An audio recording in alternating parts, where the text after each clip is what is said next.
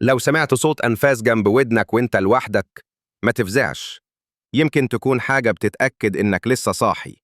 أهلا بيك في قناة AI الرعب، ودي حكاية المراية اللي رجعت اللي مات.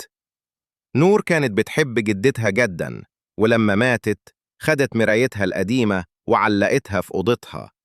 في أول ليلة وهي بتتمشى في الأوضة، لمحت انعكاس جدتها في المراية واقفة وراها بتبص ووشها كله سواد. صرخت نور وبصت وراها، مفيش حد. بس لما رجعت تبص للمراية، جدتها لسه واقفة. ومن يومها كل يوم المراية بتوريها حاجة جديدة.